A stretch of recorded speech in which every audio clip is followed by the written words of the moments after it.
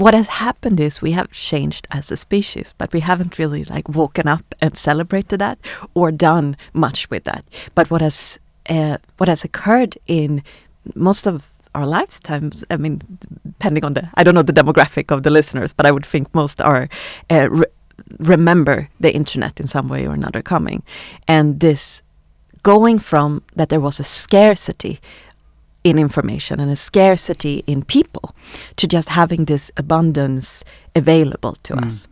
But then instead of having platforms where we can start to connect with people who share the same narrative of the world, who share the same ideas, and construct societies with those people around those ideas, around those values. Some companies came in that were lovely at offering us experiences that were very tempting, but not necessarily or at all empowering.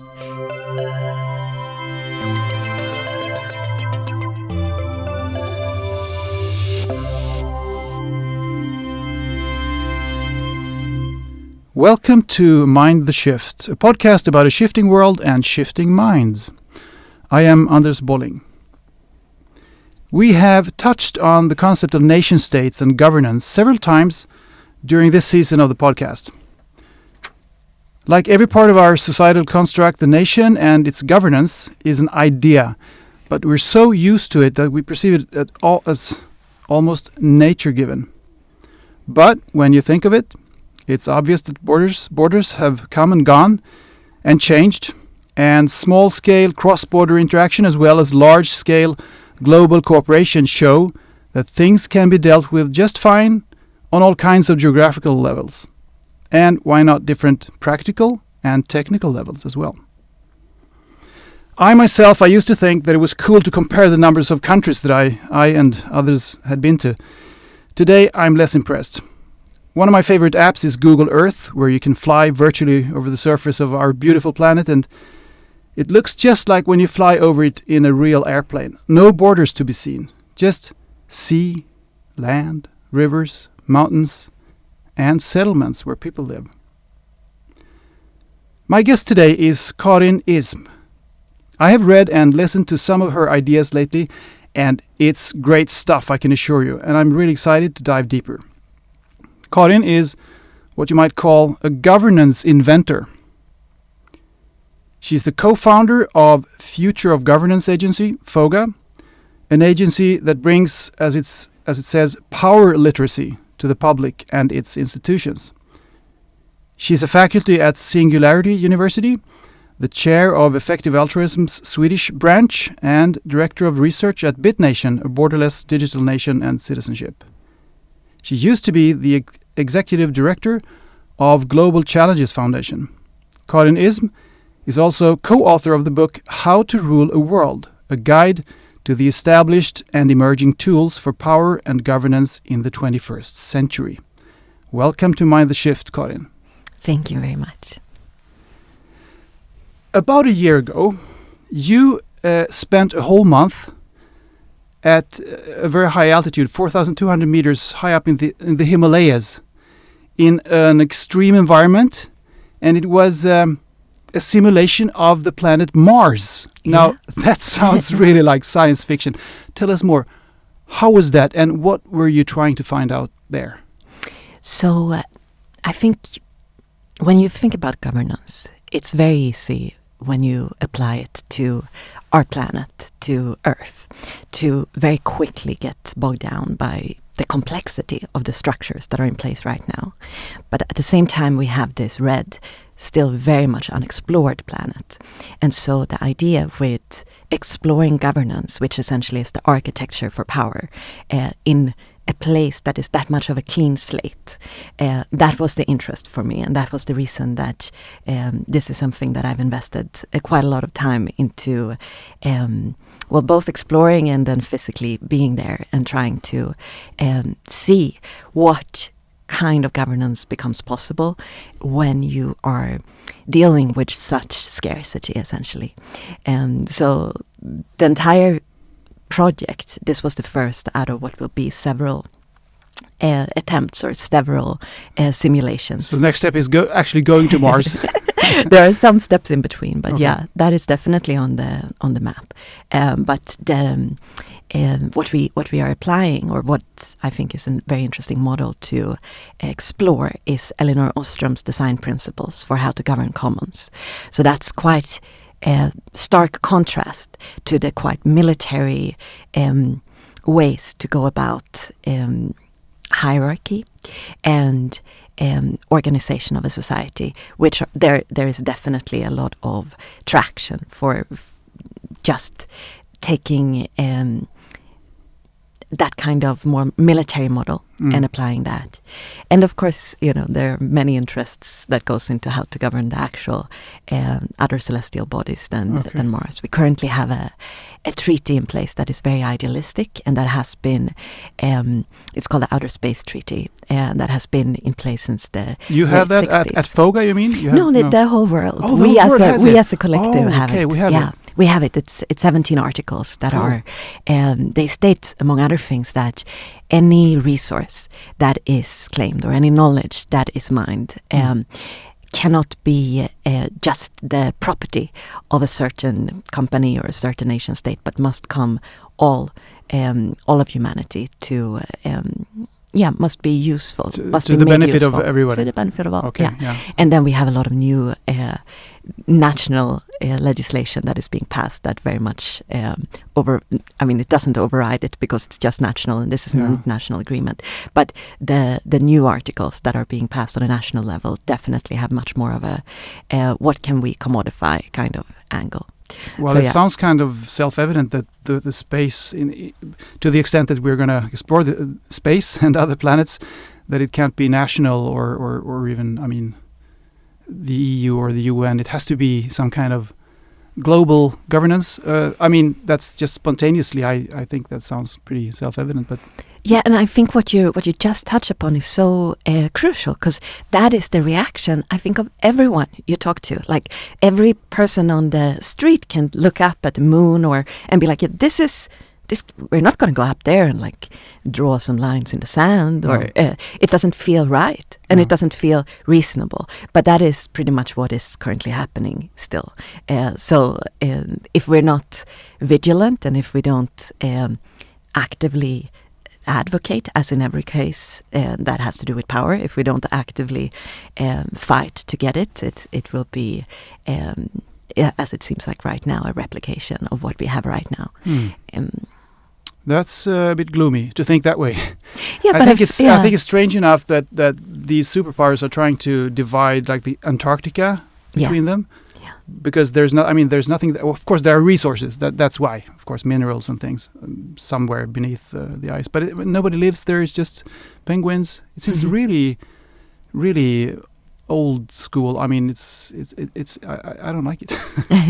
No, but I think you're absolutely right. It has to do with resources. But one of the resources that our current system is obsessive about is land and territory, for many reasons, military, but also just because we are still embodied beings, which brings us to, you mentioned my involvement with BitNation. I'm not with them any longer, but the reason that I gravitated towards it was because this idea, as you say, to an extent antiquated, of thinking about territory as the way to enact control, that is contingent on us as still these very physical beings. And I would argue that we are becoming less and less physical all the time.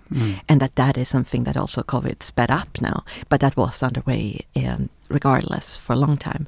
So that dematerialized world order is what I am particularly interested in right now. That's cool.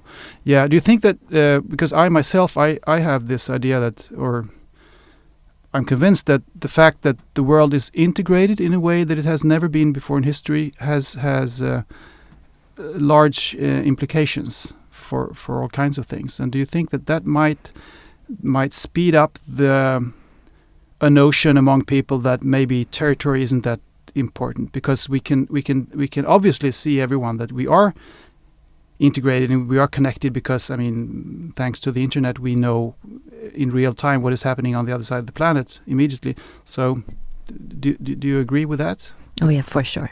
Like if we look at how was the nation state possible, how was it constructed? The printing press was pivotal because, and also other means of mass communication, because it could act like the glue, where you could tell this story of oneness. You could say that this is a unit.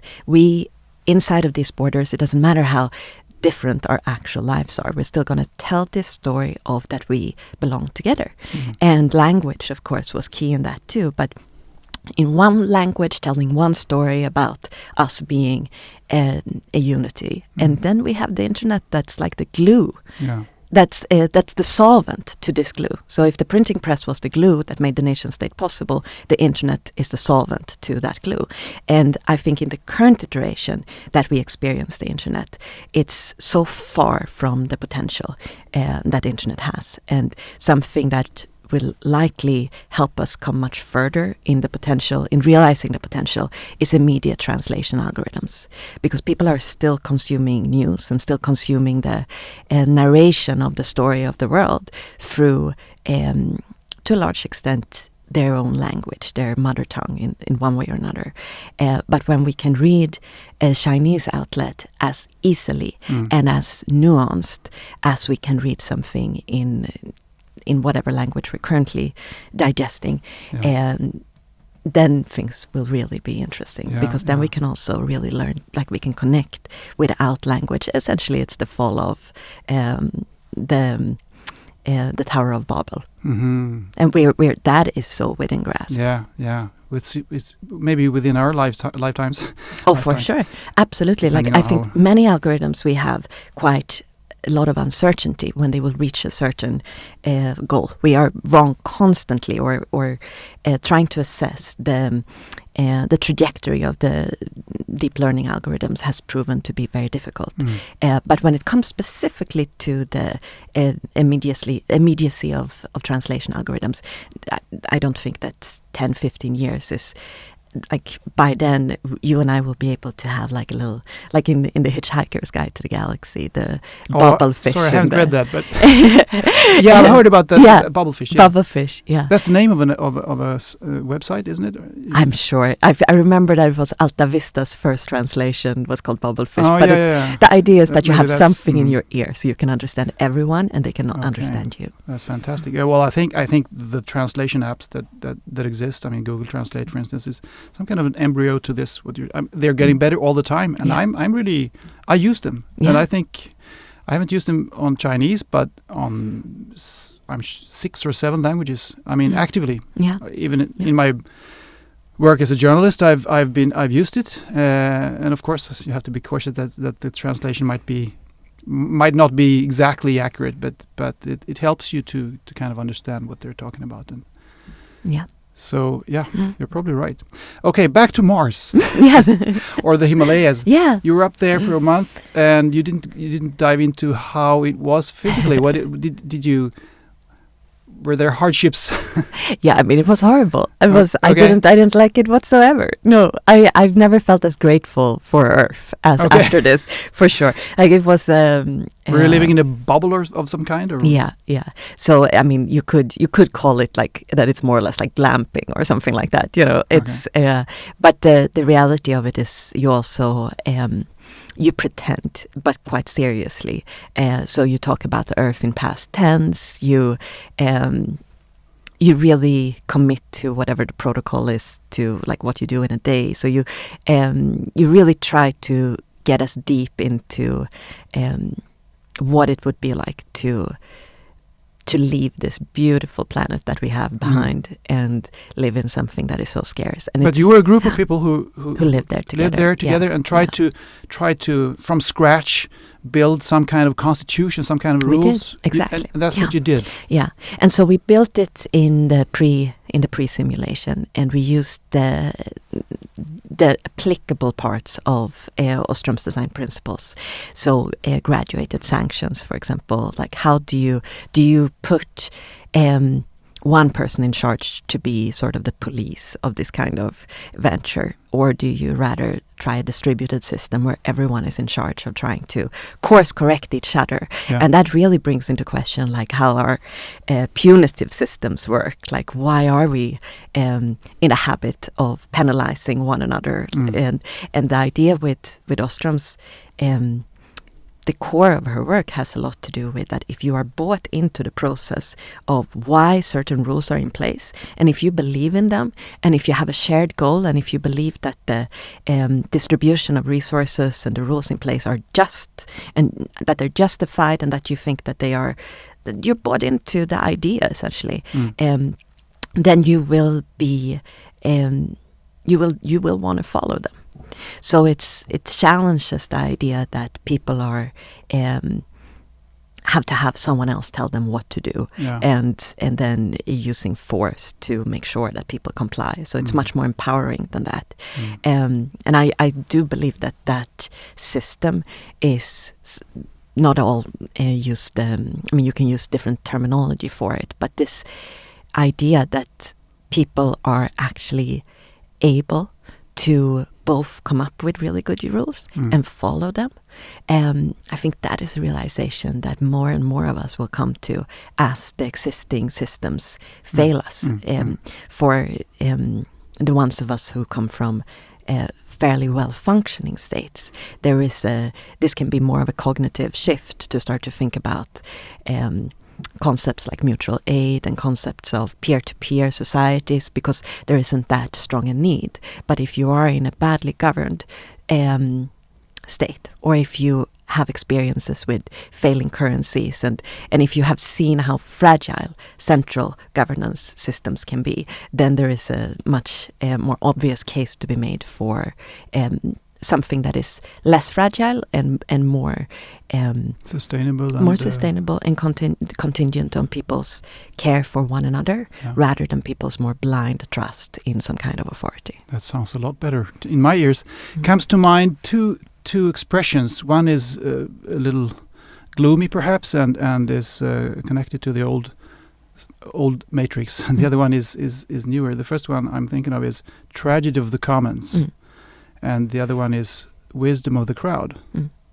I mean, there's a dichotomy there, and can you delve into that? Because I know you've been talking about this concept of the tragedy of the commons, and Elinor Ostrom, as you also mentioned, I think she doesn't really buy into that.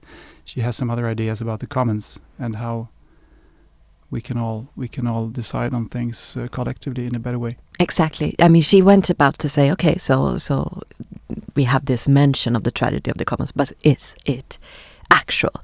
Is there a factual basis for that? And so the interesting thing about her work is that it's just based on its case studies. She goes to place after place that have different situations where there has been a common that has either been in some threatened situation ecologically, or something that ought to live up to this idea that when there isn't a company or a state that has the explicit responsibility to care for something, when something that is important is instead shared by a larger group, then it doesn't work. That it has to be a state or a company that takes care of it. And so what her case studies show is that actually there is plenty of examples where you have rather the wisdom of the crowd, where you have people who can very well understand that this, be it a park or be it Wikipedia or whatever it might be, this is something we all want to enjoy it, and we can all care for it in an active manner. So it's we're not these incapable children. Really. Yeah, exactly. We have to ask daddy and mommy if precisely. We can do something. Yeah. But that, to believe that not only you yourself, although that can be a challenge too, but to dare to believe in that, you need to debunk some myths about people being so selfish, people being so self-interested only, and so on. And I think that's where, for example, Rutger Bregman is doing such an extremely important job right now with his book Humankind, which its original title in Dutch is like Most People Are Okay or Right or something like that. And what he does is he essentially goes through myth after myth about how people are not able to collaborate, and just says that these are not factual stories. We are very capable. We are conditioned to believe those things. Yes, we are. And we have been for thousands of years, I think. Yeah, because it's so... From the top-down system. Because this is the way to legitimize abuse of power. Yeah. And call it not abuse of power, but call it a necessity. So when you don't believe a necessary evil. Well, you might think it's evil, but it's a necessary evil. So, exactly. Otherwise, it would all be chaos. Chaos and anarchy. I was going to ask you about that because I'm really fascinated by that as well. So I'm glad that you bring it up, and because it's always people say, well, people can't take responsibility. As you say, they would fall back into anarchy and chaos. But it's always these other people that can't take responsibility for things. I mean, if you ask them, the people who are saying this themselves, would you be irresponsible? No. Me, of course not.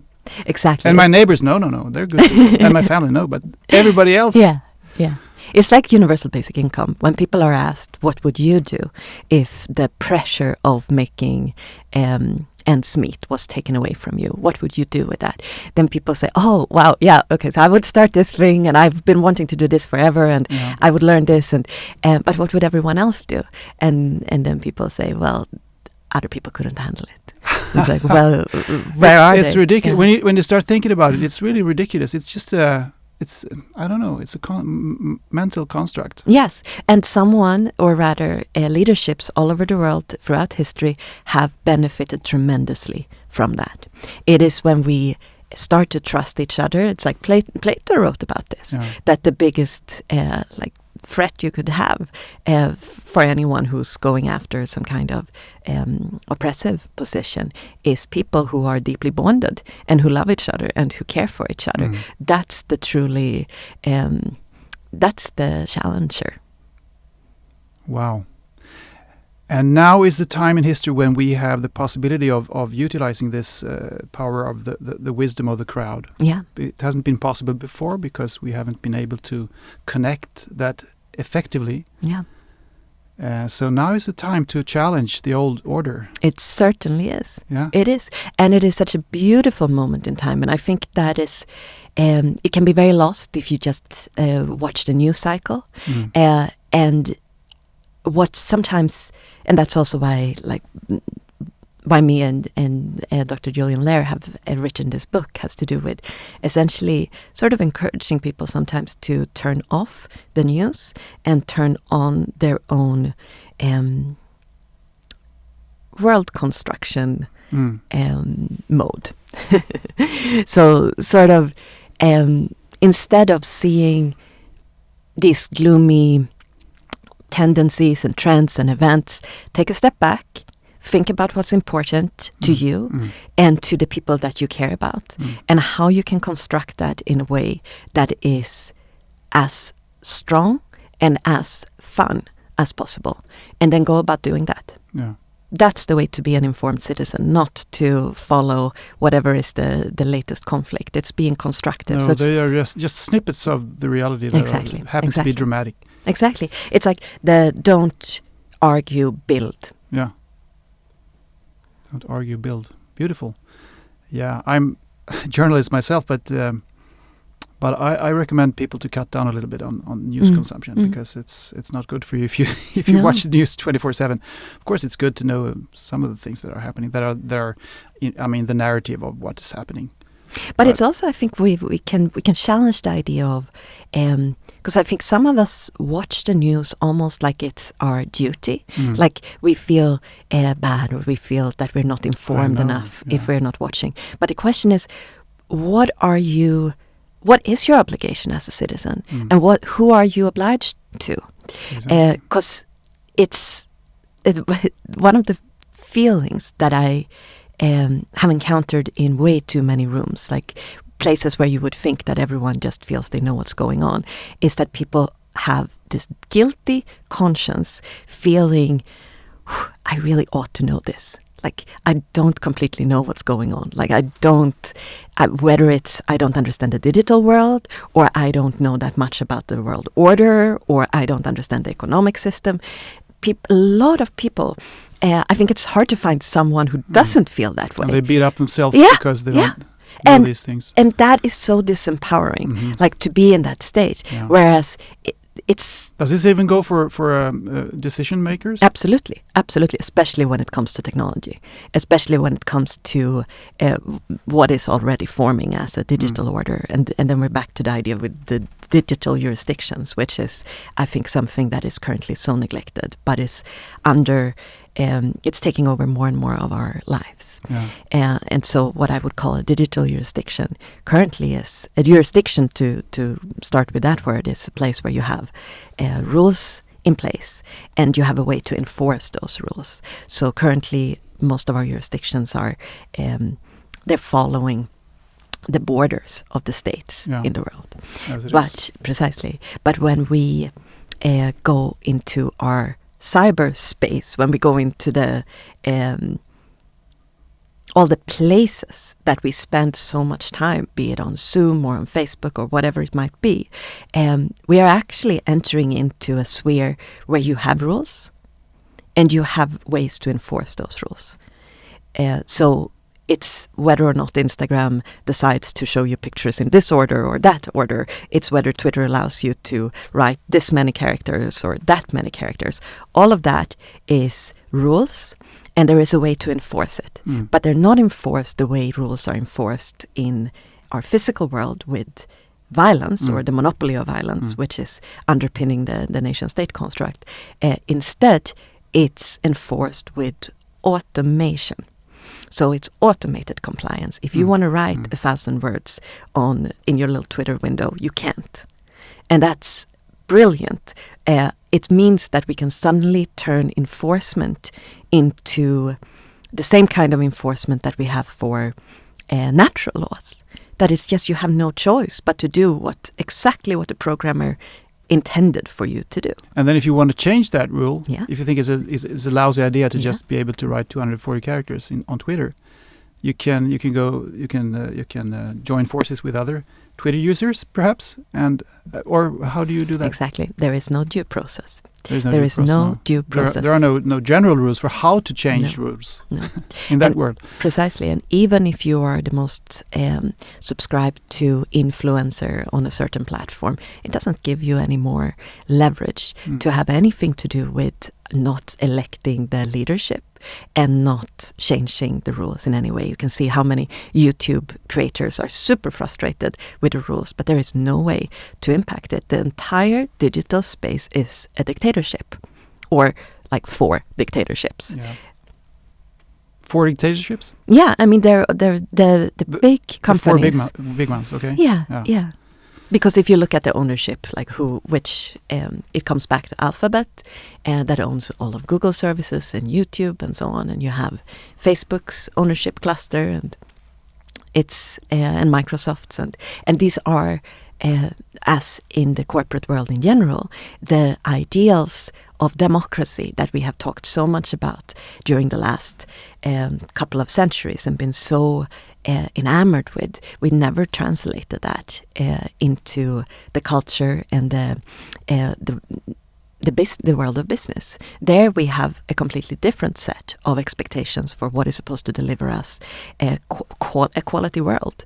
And now that those companies have created and has the ownership of essentially the infrastructure for relationships, that starts to really matter.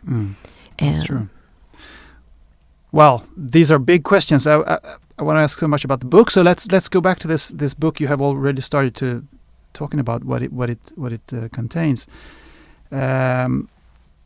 It's called How to Rule a World, very very humbly titled. Yeah.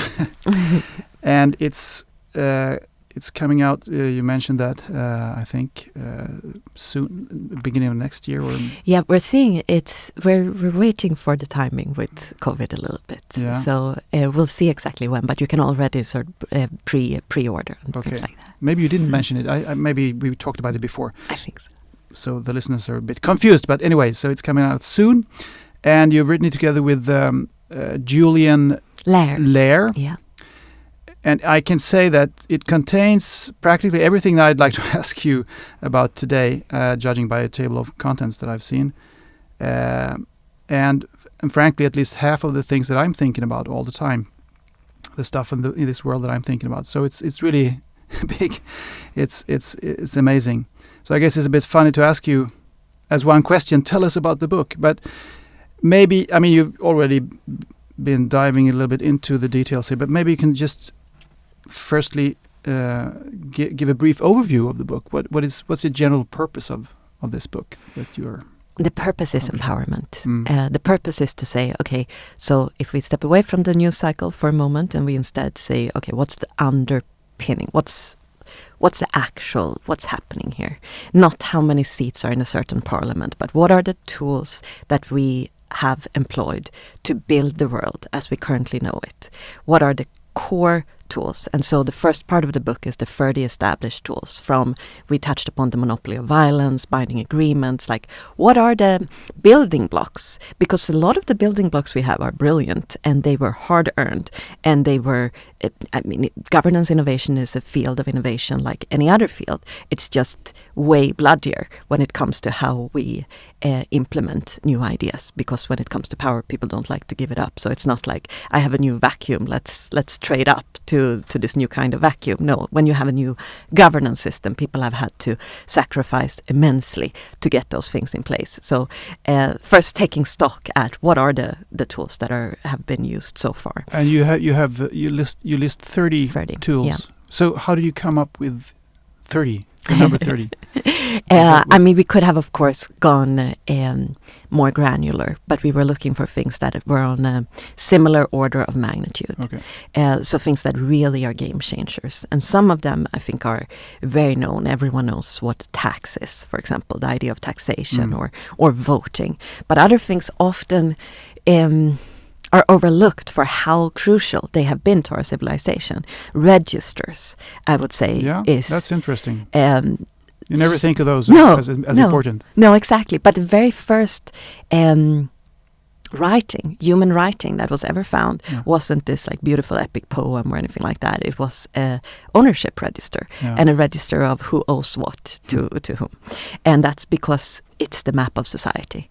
And currently the entities that hold these registers of who owes what to whom and how are we related, who owns what, is states and banks. And that's key to why they are so important. And it was a necessity to scale our societies. And it was an innovation.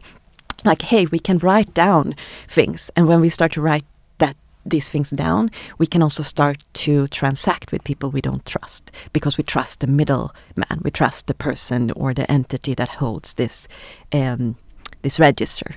And so that's what states and banks have become to us. They're the go-between. So if I want to transact with someone the way that we lend money, for example, I lend money all the time to people I don't ever know their names or anything like that, because the bank is standing in the middle, and I extend my trust to the bank, and the bank is supposed to be this agent of trust.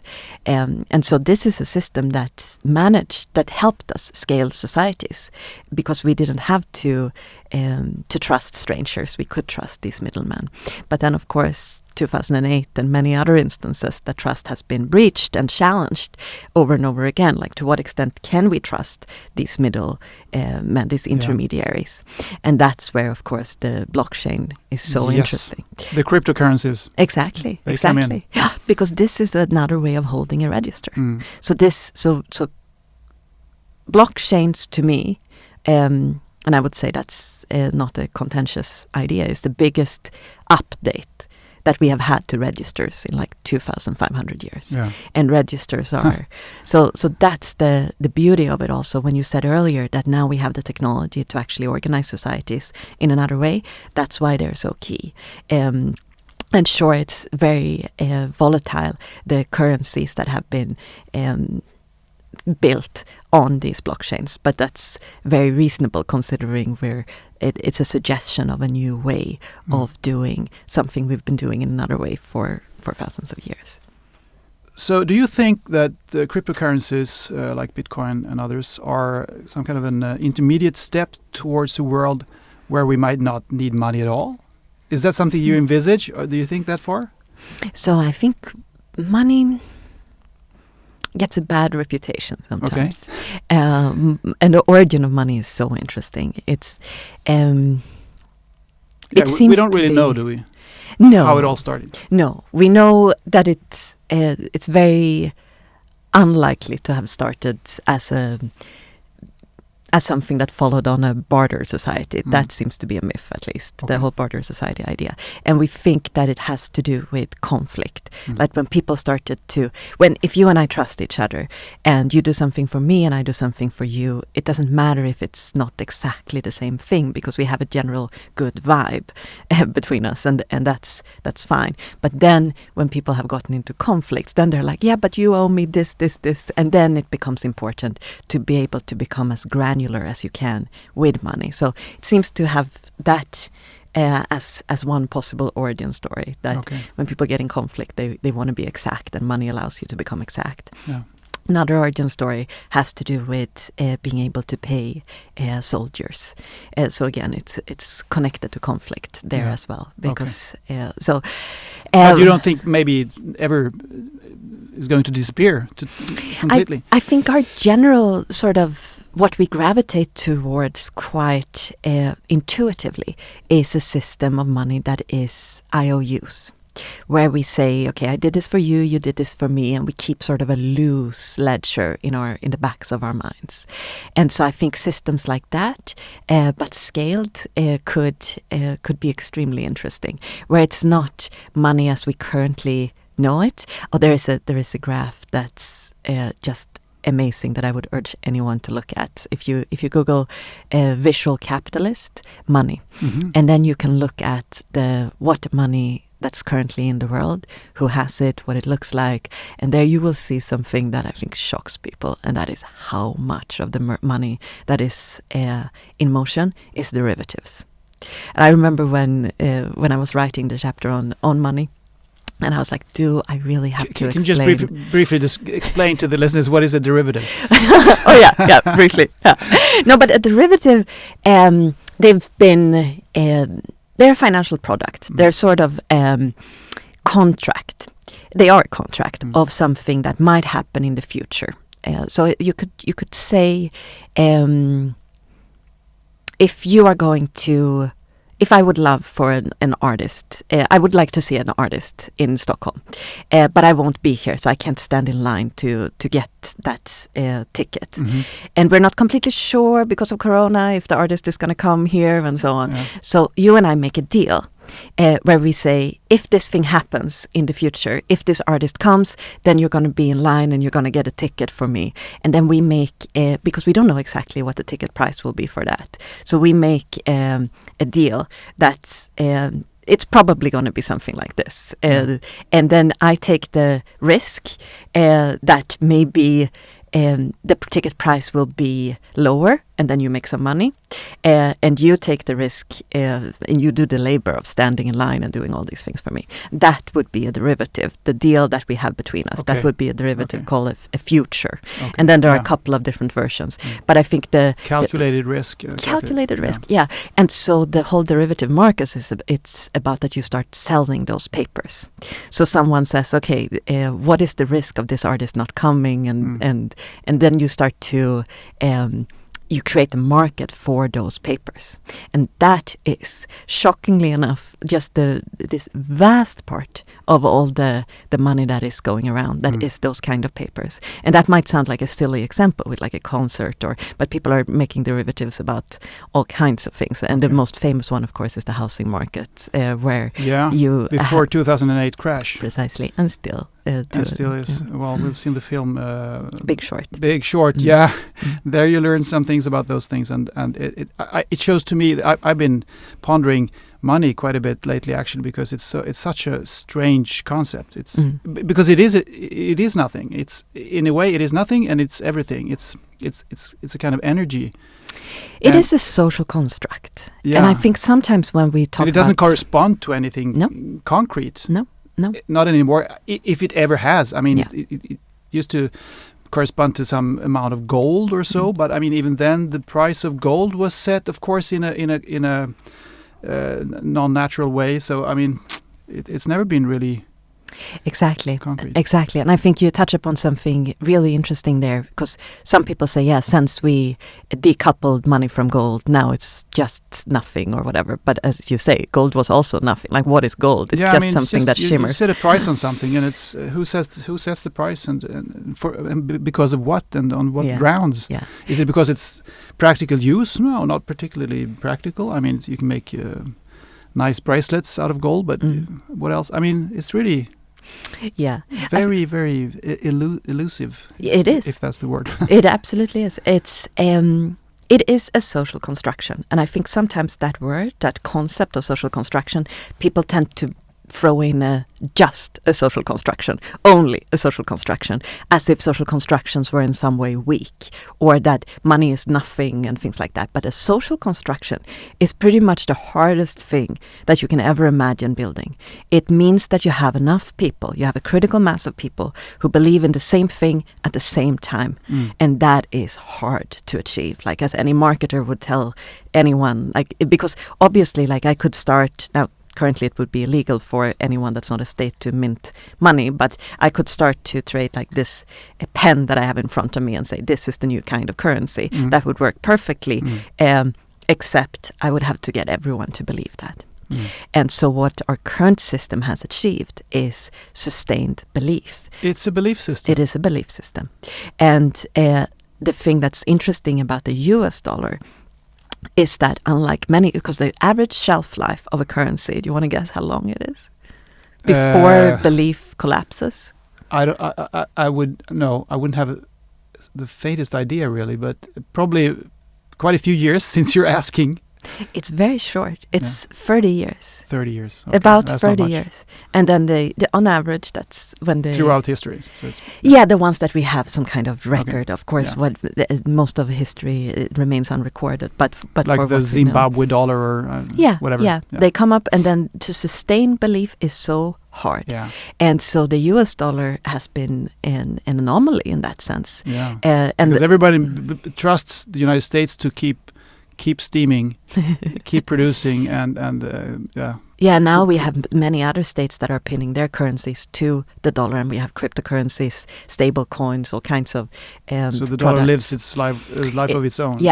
Yeah, exactly. So even when you have the US economy doing things that people might not believe are wise or stable, there is still like a separate, it's almost like it is to an extent at least decoupled from the general U.S. political. That's fascinating. It is, but the question with anomalies is always: do you want to bet on an anomaly? And that's why I think it's very important to start creating, because one of the big questions about money is, so there are a couple of things we seem to really like in our money. We want it to be portable. We want it to be possible to break into smaller parts. We want it to be recognizable. That's not contentious. We know that those are very useful things. But other things that are very contentious is who should have the right to control the money supply. Yeah. Is that the state? That central banks, like who should get to control it, and who should get to control how much is in motion, because this is obviously the temptation that many leaders have fallen for, of saying, we could really get out of some trouble if we started to mint some more currency. If we and then you have the threat, whether real or imagined, of inflation as a result of that, and of the trust in the currency decreasing, and the more dramatic that decrease is, the less stable you're able to keep that belief, the less useful is the currency. So the question is, the third question, very related to who gets to control it in general, is should it be tied to personhood? Should it be traceable like that? And some people might, especially if you've grown up in a state that has handled its control of currency fairly well, you might say, well, that sounds like a great way to find criminals or whatnot, like that follow the money in such a classic way. But that sort of discounts how many states are using money as a means of control. As a means of controlling the mobility of the opposition or whoever is challenging a certain leadership. So you freeze the funds to freeze the resistance. Yeah. And that's done. That's a classic way of sanctioning a country that you don't like. Yeah. You freeze the funds of leaders of that country, for instance. Exactly. Yeah. So that's the big crypto proposition, is saying that we don't necessarily want money to be tied to personhood. And then some people very on a small scale start to react to, well, won't that lead to like drug trafficking in this cryptocurrency and so on? But I think we have much bigger problems and much bigger actors to take into account than small scale drug trade. So it's more fundamental issues. That's probably more of a child disease, perhaps. It's something that will happen in the beginning of a transition to cryptocurrency. Yeah, you can definitely. I mean, that would be the obvious adopters, early adopters who. But the question is, I think, would you rather have a lot of petty crime or some actors that are able to do crime so vast that they're also able to write the laws around things and make sure, because as we know, things that are illegal and immoral, it's not always the same thing, and just because something is legal doesn't make it moral. And morality changes over time. Definitely. As does illegality. I was when I checked that list of contents for your book, I looked for education and the education system, and I found it, but it was it was a subtitle below the heading norms. So in my world, the education system is very central and crucial for the whole, if you want to call it, the matrix of society that we're all ruled by. But you have put it a little bit lower there. Why? Because I would say the education system is one of several ways to establish norms, and norms for what counts, what's important, what the history of the world is, what the story of our current world is too. So I would put it more as like one way of establishing norms. But because we've tried to put things on the same order of magnitude, it's like the education system works to put norms in place. Okay, that makes sense. That makes sense. But I guess it's a bit subjective how you want to. In what order you want to put things? Oh, for sure. Yeah, so. And we have also. It's clearly probably the most contentious subjects you can touch upon, and we have them all. So one of the things is that when we're releasing it, we're also releasing it with a digital interface, where if you don't agree with something, you can update it, and then of course we retain editorial control over the next edition. But the idea is to channel as much constructive feedback as possible. So perhaps you think it should be on the same level, then we would very much encourage you to make that case. Okay. Okay. I believe in that way of I think it's like the next generation of writing nonfiction, where you are not only open to feedback or criticism, you anticipate it, you want it, you ask for it, because the goal is not for you to be the expert. The goal is to make something that is useful for as many people as possible. And then we're back to the wisdom of the crowd. Wisdom of the crowd, yeah, that's beautiful. I like it. You said, I've heard you say several times that you've always been obsessed with power. Yeah. So can you explain a little bit more obsessed in what way and what kind of power? So the definition of power that I think is most useful is that it's your capacity to influence others, to effectuate your will or materialize your will. So for that reason, I think we're all kind of obsessed with power because we want our will to be effectuated. And then I think fairly early, I remember reading like Tom Sawyer, the first scene when he's painting he's painting some really boring fence, and he manages to get people to paint it for him by pretending that it's really fun. And so they start to compete over essentially doing his chore. Yeah, I remember that. Yeah, that's kind of funny, yeah. And then he uses all the different bribes he gets from people that he takes in exchange to essentially get him to help him. And he takes those and he trades them for something.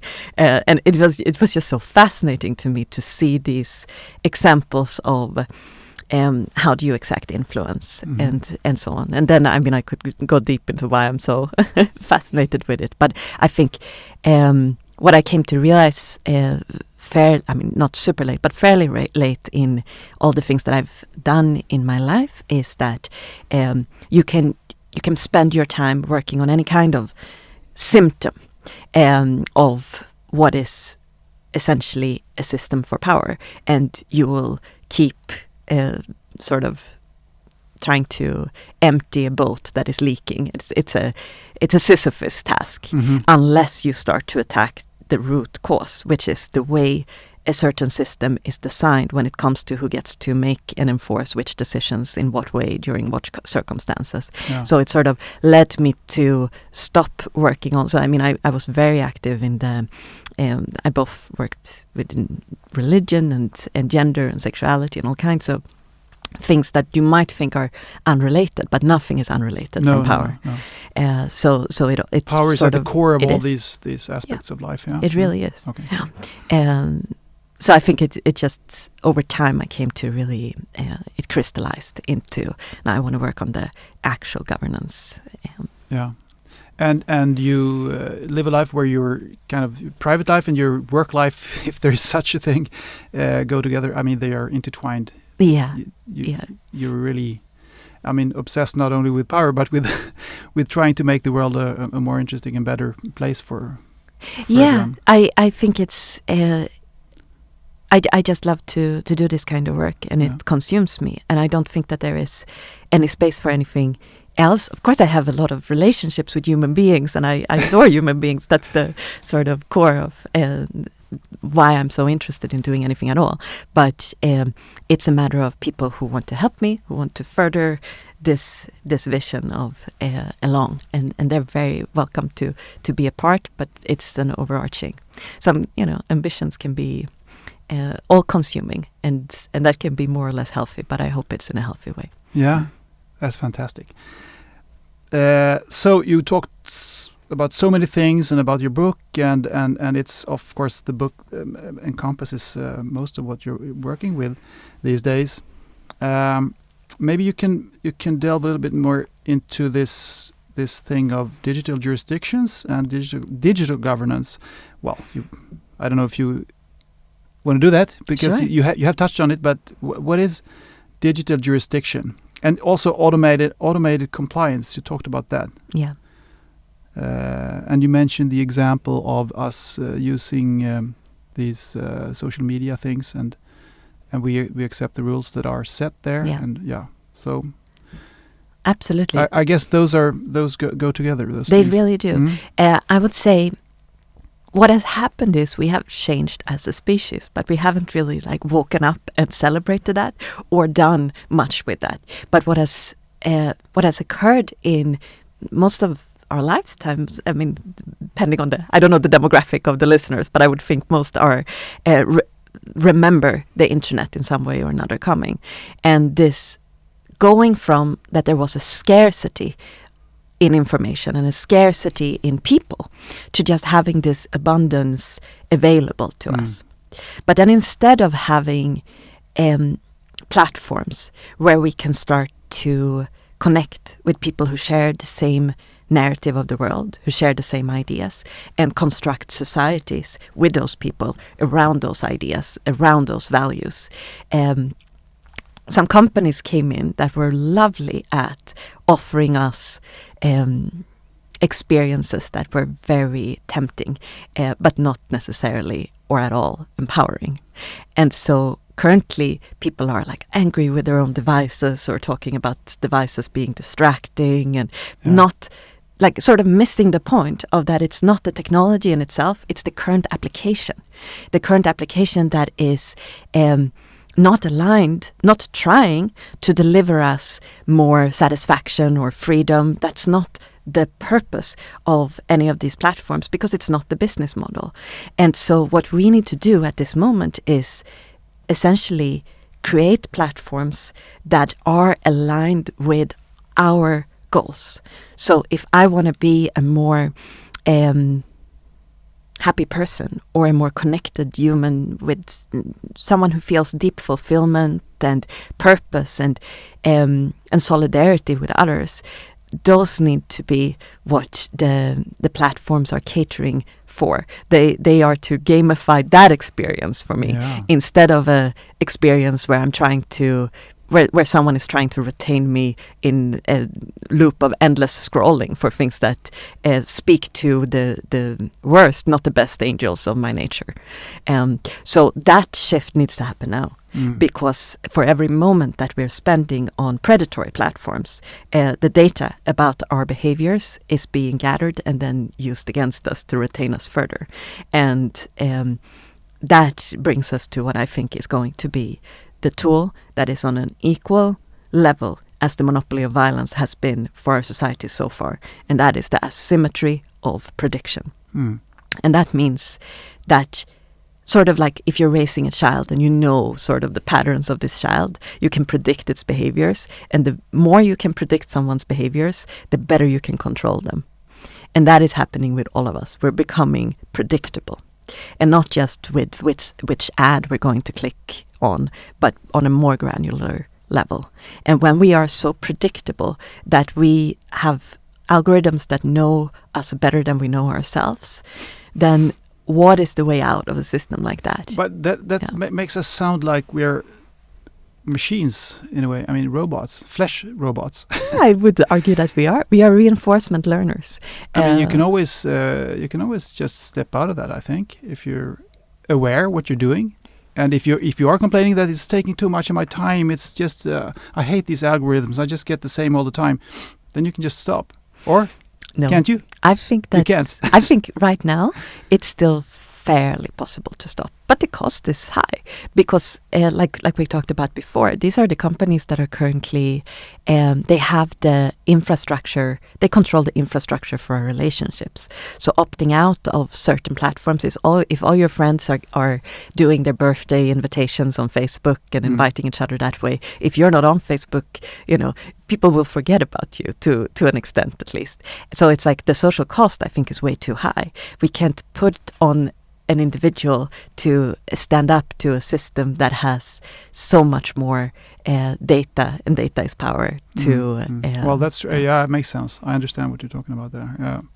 But maybe you can just use it passively a little bit. You can see if something's happening, and then you check what's happening, and maybe you, as you say, you congratulate people when they have their birthday and all those things. But yeah, I think it's like we deserve to have all the nice features, but we shouldn't accept any of these bad features. And if it was more democratic, then we could get the user experiences that we want and deserve. But I think that's why I always get concerned when people say now I'm going on a social media break. It's just, I always want to sort of pause and be like, okay, but what are you pausing? Because here we have this beautiful opportunity of connecting to each other, and just because it's not done in a way that's currently serving us, does that mean we should opt out of it altogether and go live out in the country and say that reject civilization essentially? And I think it's very important to just reject the parts that don't serve us, but really go in on utilizing the parts that do serve us and that could serve us much that more. Enhance love. That do, yeah. I'm with you there. But don't you think these big tech companies started out as being good entities? They wanted to do good, or did they anticipate that they were going to make tons of money from the start out on? So I don't think there is a conflict between being benevolent and wanting to make tons of money. I think it just comes down to incentive structures. Like, I'm not vilifying anyone or anything here. It's just a matter of what is the goal? What is the legal goal of a certain entity? And the legal goal of an entity that is a public company is to maximize profit for its shareholders. And there is nothing horrible about that. It's just factual. This is the goal, which is not the same thing as the goal of helping the users live more connected, fulfilled lives. Sometimes it happens to coincide, but there is nothing in the design that would there's nothing in the design that would guarantee that it coincides. So the way to solve this, is that by way of starting new companies that are benevolent, or maybe following the same trajectory as the former ones, or is it by way of us users changing our behavior and, as you say, actively reject the parts of the algorithms, the rhythms and what's happening that are bad for us, and focusing on the good stuff, on the social. I don't think it's realistic that we as users on Facebook do anything at all there, because there are no streets for us to protest on in the digital world, so to speak. Yeah. There is no way for us. We have to invent the wheel once again. Then we do, and I mean, there are many attempts at doing this, like whether it's MeWe or Elo. I can see. So they're coming, and it's a matter of critical mass, because the thing with networks is that with social platforms is that they're all, what's in play is the thing called the network effect, where a platform is only as useful as the network that is on the platform is big and strong. So that means that right now, if you go into a new perfectly owned network, but none of your friends are there, it won't be particularly useful to you. No, that's the problem. But I think this catch-22. That it is. But to understand that ownership models, it's like we're at that moment of you have nothing to lose but our chains, but when it comes to our digital chains, that's where we are right now.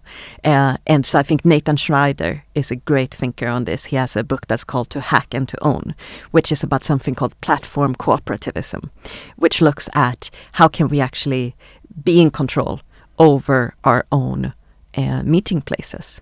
And this is like, because the question of, could we reform Facebook, for example? Could we expropriate Facebook? That's I think you can definitely make the case that Facebook by now is a common, because you have so much reliance on it. You have the thing that, to an extent, Mark Zuckerberg personally has done is connected more people than any emperor has ever done before. Yes. And I think you have to understand him as an emperor. You have to look at his influences, which among others is Alexander the Great, not coincidentally. So it's seeing, okay, so what are the next moves there? And there you can always follow the patents. What is Facebook investing in?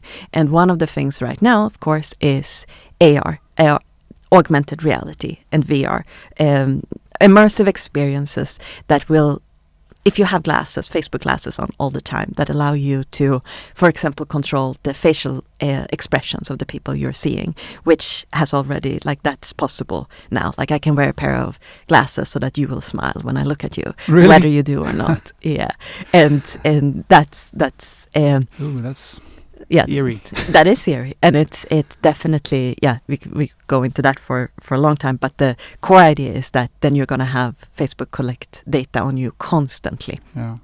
Because there is, if you're wearing something, you're essentially allowing the device to keep collecting everything about you. So follow the patent. Follow the patent, Not follow money Follow anymore. both. Follow both. Follow the investments and follow the patent. Talking about facial expressions and a time of face masks. when we can't see each other's facial expressions. These are strange times. So what has this pandemic taught you about governance and the way that the public reacts to governance, and how have we been doing, you think? You can go to IDEA, the democracy watchdog organization, or they do a lot of really interesting research too, but they have an amazing mapping of which civil liberties have been breached in which regions and so on. So you can, if you just want a sort of that layer, that's a great resource. But otherwise, it has propelled the dematerialization. It's really turned us into much more of these digital inhabitants who I am arguing here we really need to become digital citizens. Yeah. And we need to do that through owning our own platforms. Because what is Zoom, really? We just went on there and accepted whatever rules. It was there, and now we're there. And what are they collecting? I don't know. Like, that's the kind of sentiment. It's like, if there is a product that's useful to me, I'm going to take it. And I think what we have kept doing for way too long now is we have traded our data in exchange for convenience, for a convenient experience.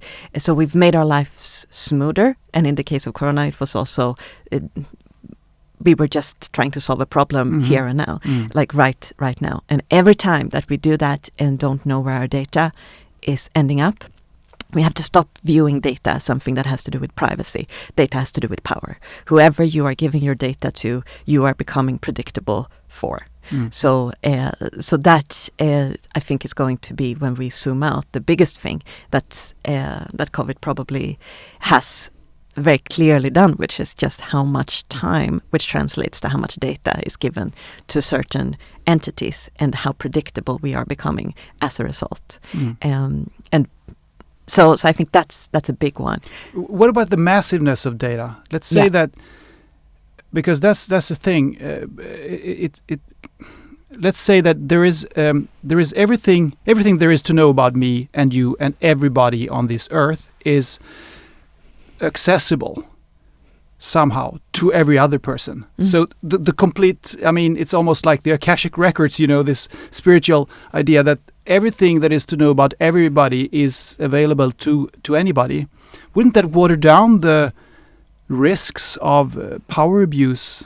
I'm just philosophizing very, very far here, but because if there's a lot of data in my world, in my book, it means that it's actually less problematic, because it's a lot of hassle for the powerful to use it. Well, anyway, No, but I think you definitely have a point. If it would be a matter of that everyone knows everything about everyone, then it would be, you wouldn't have this concentration of power. But that's not how it's being done. Instead, it's not about.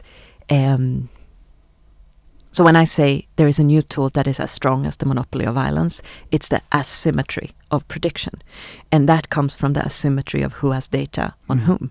So what do we know about Google's plans? Nothing. It's not like they're sharing that. And there's been fantastic quotes, like Eric Schmidt and Mark Zuckerberg both have said these ridiculous things about privacy not being a norm anymore and all these kinds of things.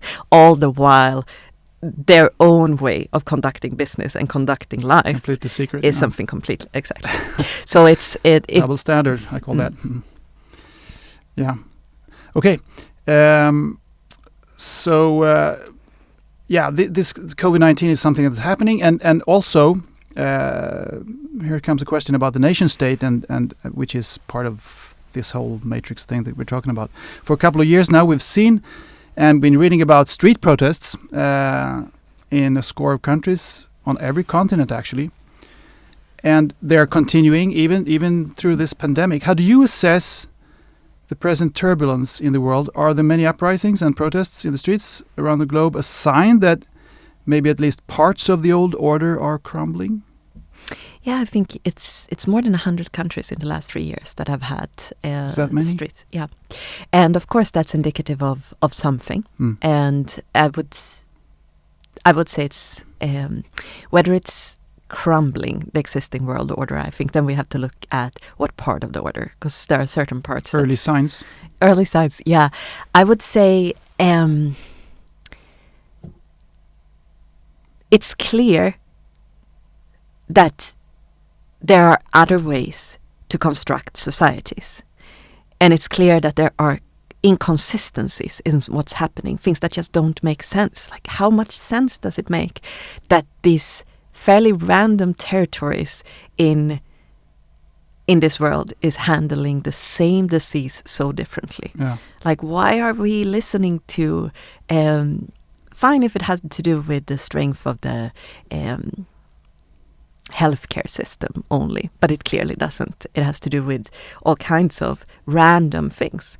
And right now it still seems that people are fairly compliant with whatever their state is suggesting is like, this is how much mask you can wear. And of course compliance is very different in different places. But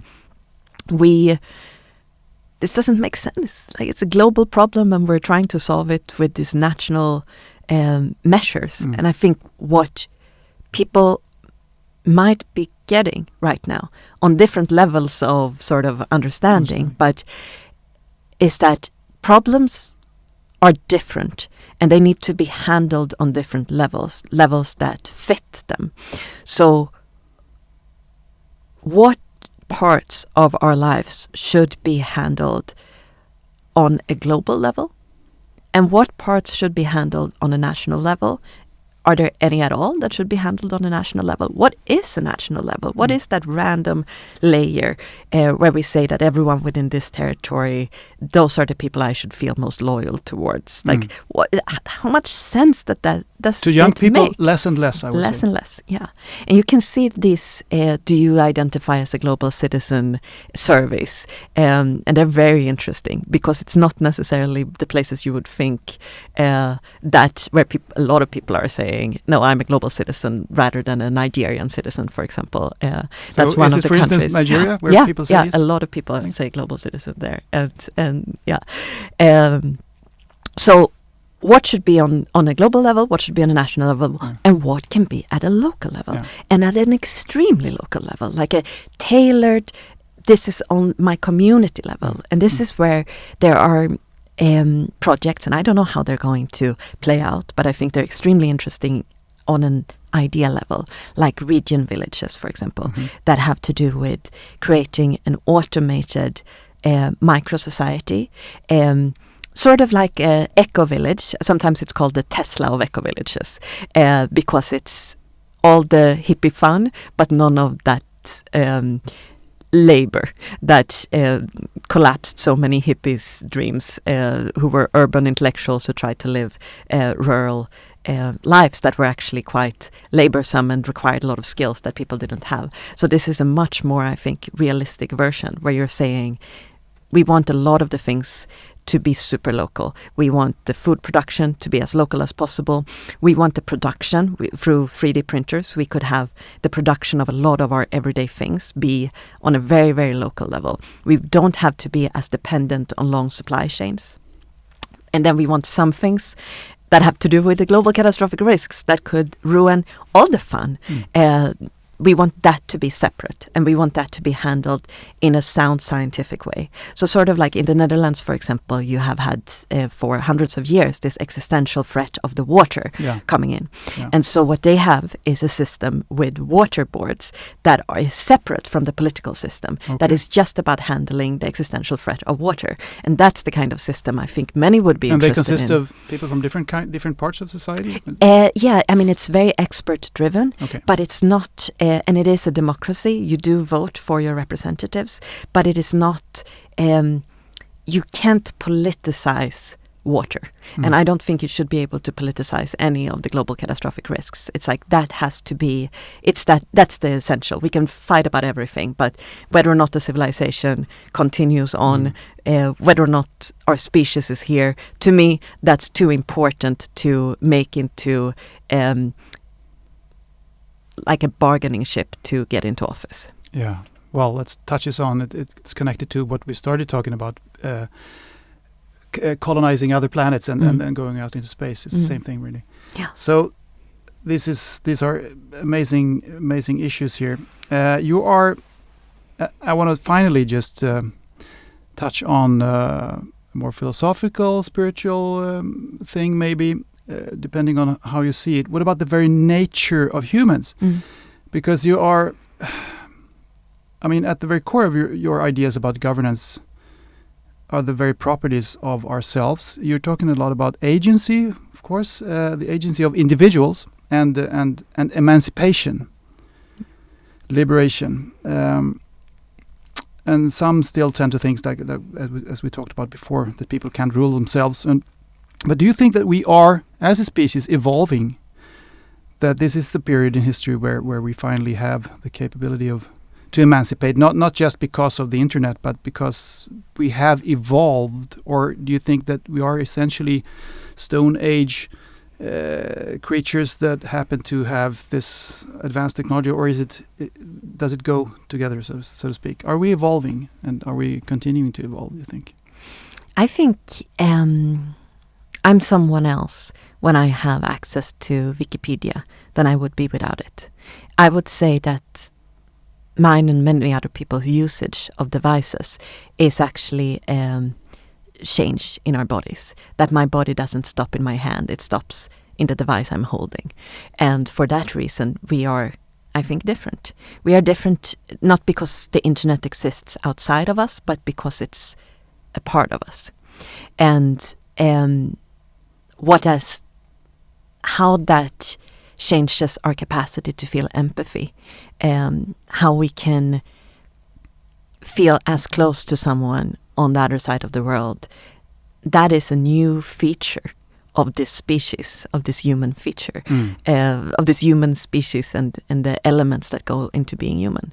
So I think that opens up another way to organize societies too, where we don't have to be physically close to the people that we love, and many people aren't. Many people spend their lives working in a country where they're treated horribly just to be able to send money back to another place where there are people who they care deeply about. Like that's how we are now. And I just think that this is the moment where we could also create and claim platforms that help us live that way, in a way that is